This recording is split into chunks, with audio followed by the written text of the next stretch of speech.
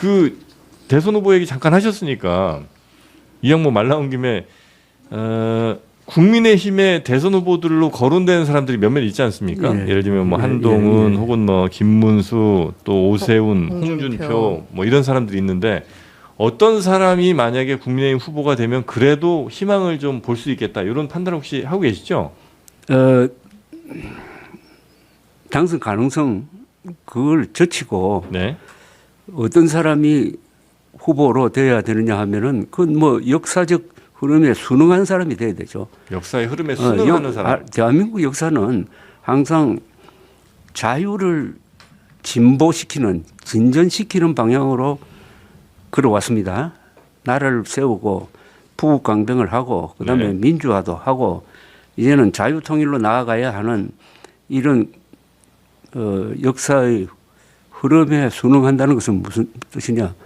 이번 사태에 대입을 하면은 윤석열의 계엄과 윤석열의 부정선거 음모론에 반대하는 사람이 대통령 후보에 나와야죠. 네.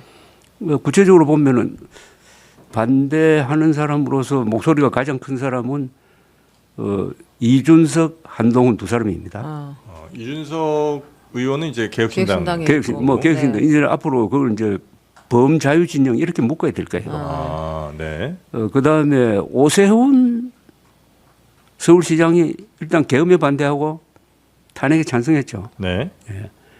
뭐 강하게 그 부분을 내세우지는 않았지만 네. 그러면 오세훈, 한동훈, 이준석 요 정도 나이가 그러니까 60대, 50대, 40대더라고. 네. 이런 사람들이 하나의 세력화 또는 연계 이렇게 돼야 지금 보수가 이 음모론 보수로 넘어가고 있는 판이에요. 네. 네. 이 보수를 살려야 돼요. 그렇게 해야 지금 잠자고 있는 아니 잠자코 있는 이래서는 안 되는데 하는 합리적 보수가 아주 근제하고 있다고. 그런데 이 사람들은 좀 성격이 얌전해가지고 네. 거리로 나오지도 안 하고 투표만 합니까? 말도 별로 많이 안 해. 너무 샤이 보수. 그런데 이 사람들은 또 중도하고 친해. 그죠? 네. 이 합리적 보수와 중도에 걸쳐 있는 어떻게 보면 새로운 세력이 만들어질 수도 있습니다. 그 사람들이 중심이 돼야 돼요. 지금까지는 보수가 나라의 중심이 돼야 된다는 이야기를 당당하게 해왔습니다. 네. 그럴 수밖에 없는 게 보수가 역사와 전통을 존중하고 산업화도 하고 민주화도 한 우리 한국 역사의 주류 세력이었거든요. 그러나 이번에 윤석열 때문에 보수가 나라의 주인이란 말을 할 수 없게 되어버렸어. 그 대신에 중도가 아직도 중심을 잡고 있더라고.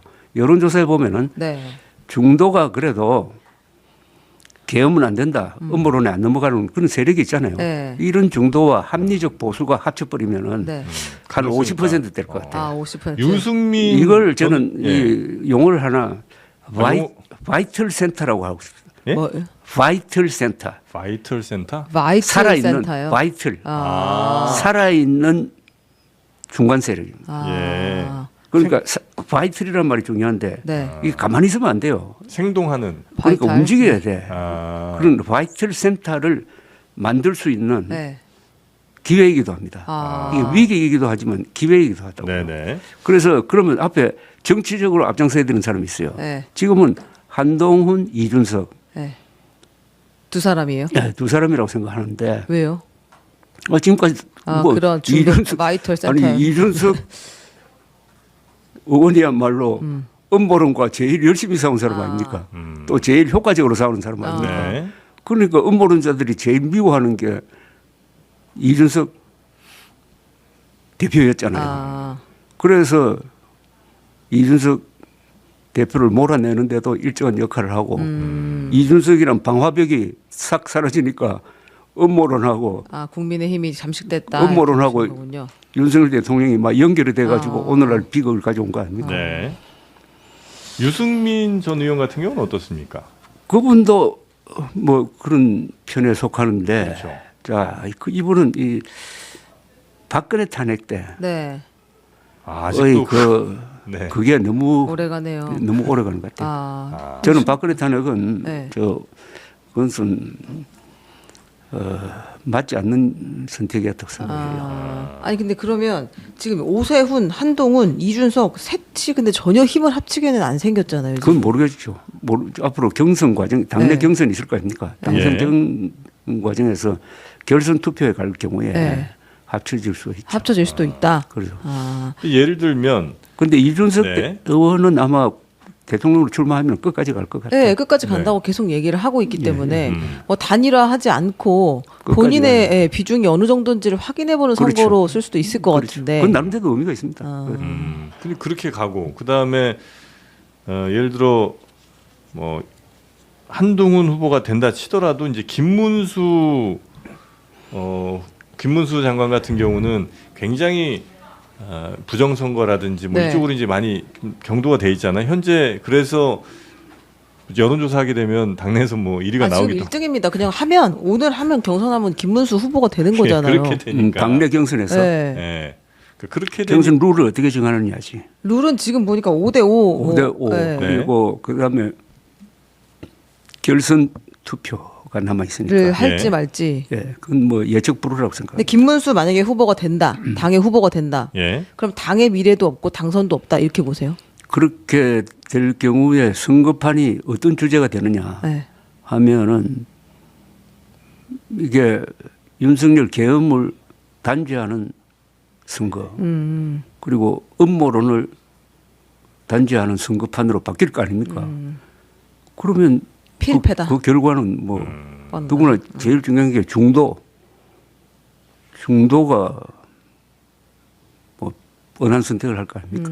그러니까 한동훈 예를 들어 후보가 된다고 치더라도 당신 윤석열 밑에서 그 검사밥 뭐 20년 먹은 사람 아니냐.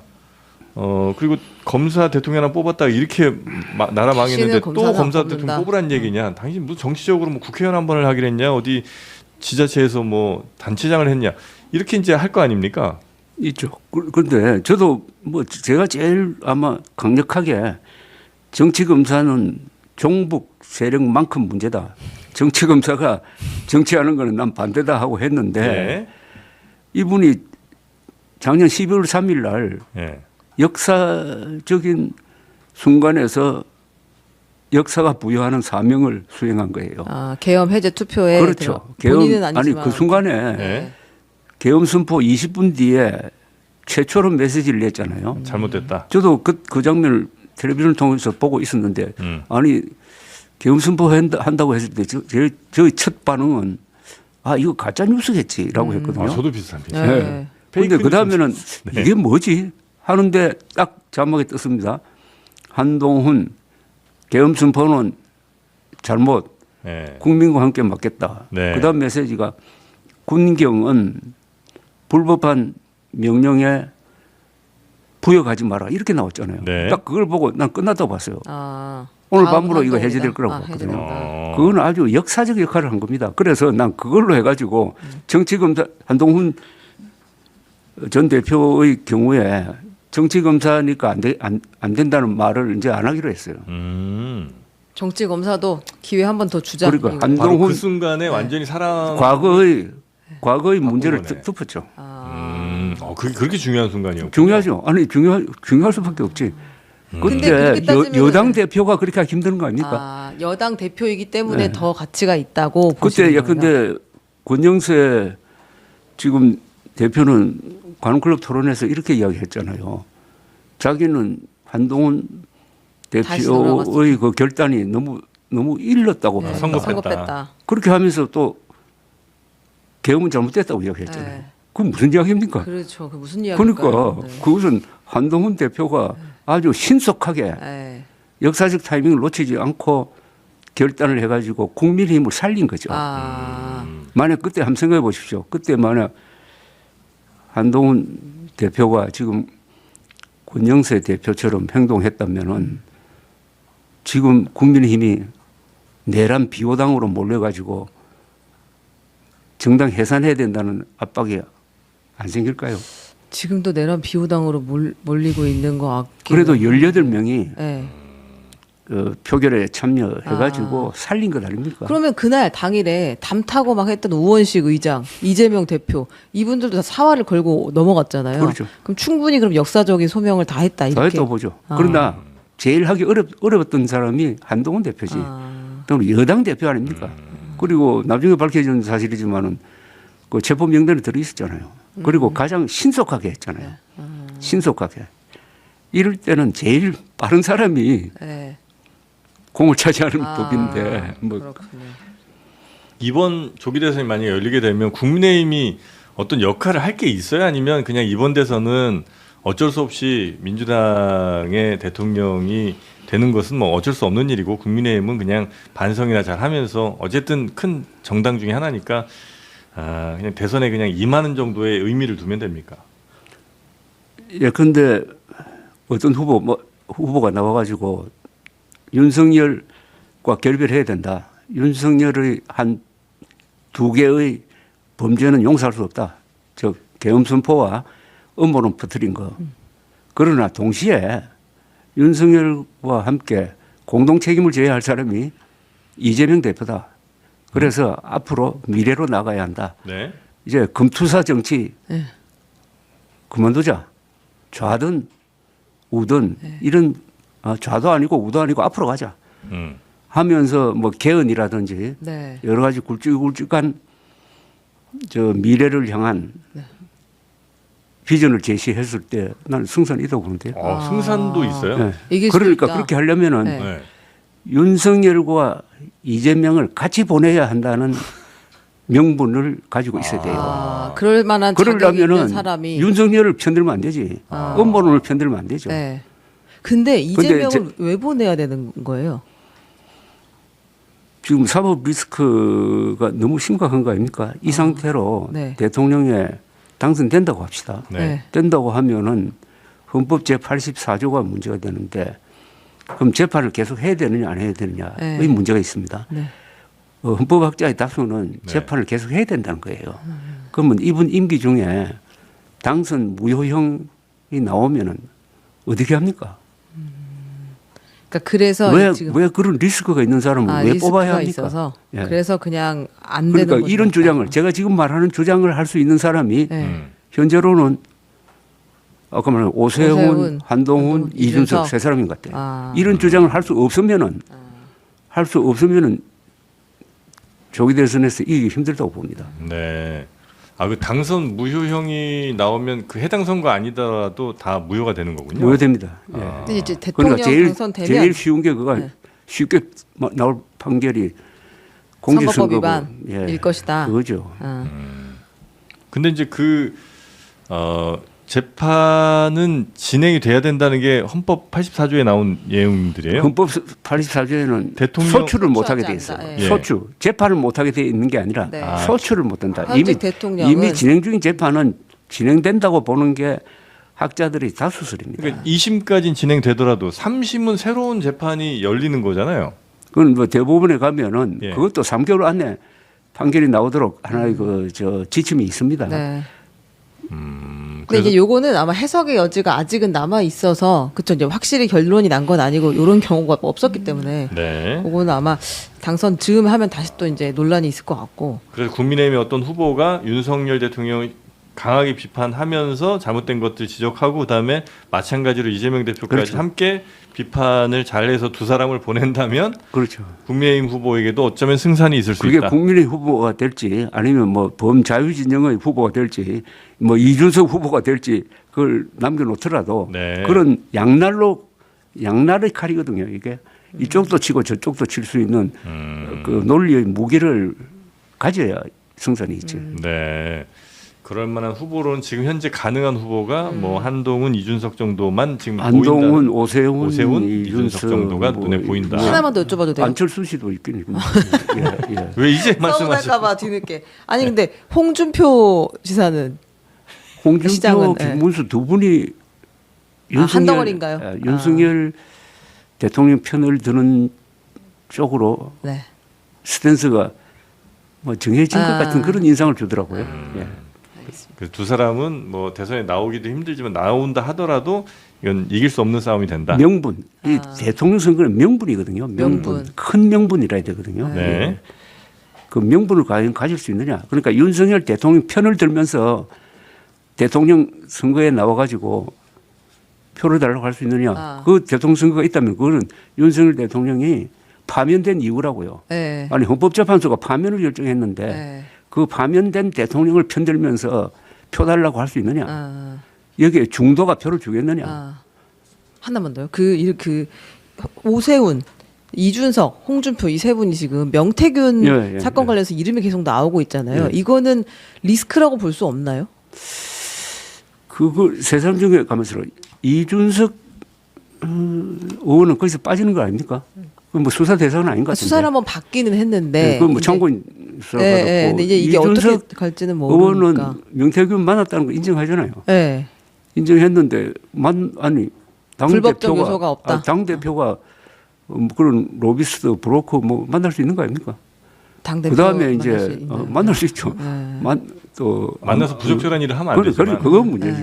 그 뭐 돈을 받았다든지 뭐 가짜 저 여론조사를 뭐 만들어서 뭐 공고 받았든지 하는 그런 거 없으면은 그건 네. 이준석은 아닌 것 같고 예. 나머지 두 사람에 대해서는 다 지금 설 아닙니까? 설이고 하는데 저는 이게 이 사건의 본질은 윤석열 대통령 부부가 명태균과 연락을 하고 공천에 개입했다는 의혹 아니겠습니까?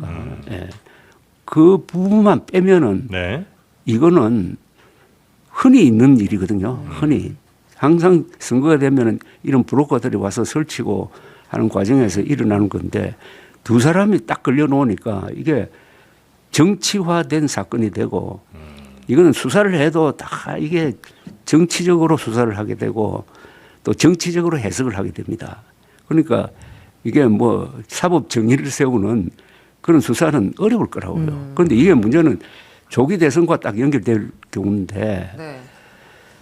저는 생각보다 크게 문제되지 영향을 주지 않을 않을 것 같다. 것 같기도 한데 워낙 큰 게 지금 막 벌어지고 있으니까 네. 또 이게 정치적 사건이다, 정치적 수사다 하면은 거기에 대해서 사람들이 표심에 잘 좌우가 안 돼요. 네, 네.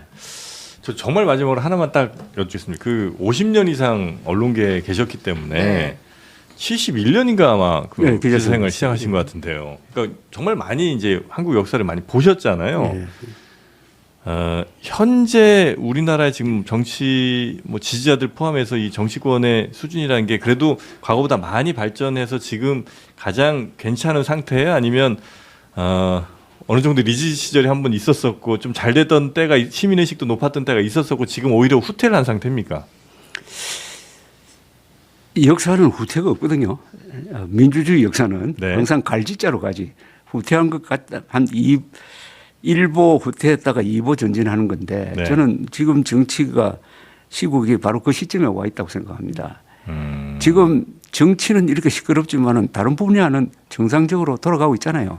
네. 우리 삶에 직접적인 그걸 안 주잖아요. 줍니다, 그건 왜 지금. 그래 됐느냐? 경제가 너무 힘듭니다. 왜 그래 됐느냐 네. 하면은 우리가 발전시킨 이 문명의 역사가 있지 않습니까? 예. 나라를 세우고 국군을 건강하게 하고 기업, 뭐 의료 모든 분야에서 세계적 수준에 도달을 했는데 네. 한 칼에 여기에 칼을 꽂은 사람이 윤석열 대통령이다 이겁니다. 네. 그러니까 이 문제는 윤석열 대통령의 문제입니다. 예. 윤석열 대통령 개인의 문제입니다. 아, 그리고 이 5년제 달임 대통령제의 대통령제의 문제입니다. 문제. 즉 이 문제는 뭐냐? 사고 치는 대통령을 막을 수 없다는 결정적 결함을 갖고 있다는 게 제도의 문제. 밝혀졌습니다. 그리고 보수라고 하면은 제도를 만드는 사람이고 제도를 존중하는 사람입니다. 윤석열 대통령이 씻을 수 없는 죄를 저지른 게 세계 최고 수준의 의료 시스템을 그냥 흔들어버린 거 아닙니까? 네. 구체적으로 사람이 지금 제대로 치료를 받지 못해가 죽어나가고 있다고. 네. 두 번째, 대한민국 국군은 얼마나 위대한 군대입니까? 건국의 초석이었고 호국의 감성, 민주화의 울타리, 근대화의 기관차 역할을 한 이 군대를 당나라 군대로 만들었잖아요. 네. 이거는 제도를 파괴한 겁니다. 제도를 예. 파괴하고 그다음에 설사 윤석열 대통령이 기각돼 가지고 현직으로 돌아온다고 한들 군 장교단이 윤석열 대통령 명령을 따르겠습니까? 명령 따랐다가 지금 감옥에 가 있는 걸 보면서 네. 그만큼 국군이 저는 윤석열 대통령이 국군을 당나라 군대처럼 보이게 만든 거 이것은 앞으로 우리가 국군 전체를 보호를 해야 됩니다. 네. 전쟁 때는 국군이 국민을 보호합니다. 네. 그러나 평화 시에는 국민이 국군을 보호해야 됩니다.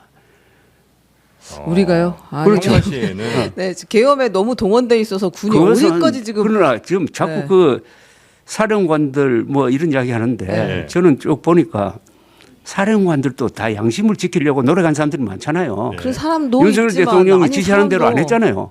안 아닌 사람도 하고 있고, 예. 특히 그 영광급 네. 장교들의 선택이 잘 된 거예요. 이번에 윤석열 대통령식으로 명령대로 국회의원들을 끌어내지 않았던 것은 바로 영광급 그 실병력을 지휘하는 영광급 장교들이 안 했잖아요. 그건 정의로운 항명입니다. 네. 그런 걸 생각하면은 우리 군대 전체를 네. 뭐 당나라 군대라든지 뭐 조조 군대라든지 이런 식으로 도매금으로 멸시하면 안 매도하지 된다 말고 이거죠. 다시 국군을 재건할 지켜내야 수 됩니다. 있도록 국군을. 해라 예. 이런 말씀이시군요. 네. 알겠습니다. 바쁜데 국군까지 지켜야 되고 진짜 나도 이 모든 잘못은 보수 세력의 잘못이 아니라 윤석열이라는 개인이 맨정신이 아니다에서 시작된 그 사람 문제라는 책임질 게 거죠. 90%고 아. 그 다음에 이제 편도는 국민의힘 의원들. 국민의힘이고 윤석열에 의해서 선동된 군중이죠. 군중. 그 사람들도 책임을 져야 돼요.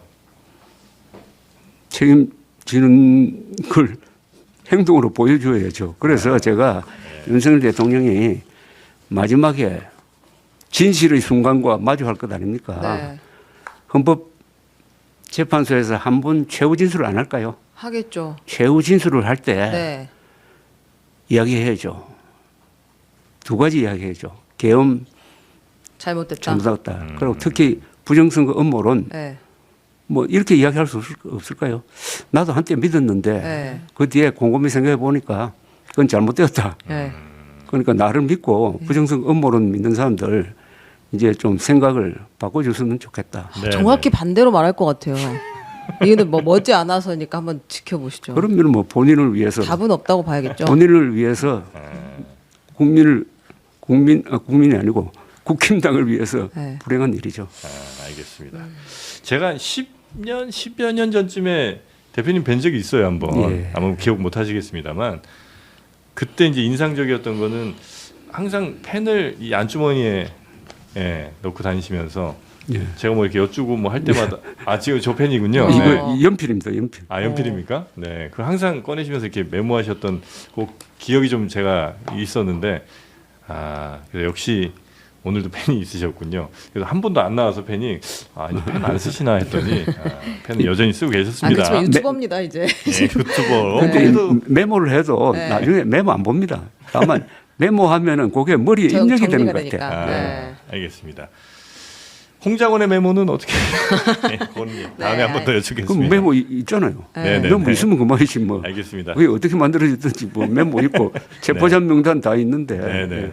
아, 그래서 너무 감사드립니다. 왜냐면 구독자 50만 명인 조갑제 TV에 아, 조합제 TV도 많이 봐달라고. 네.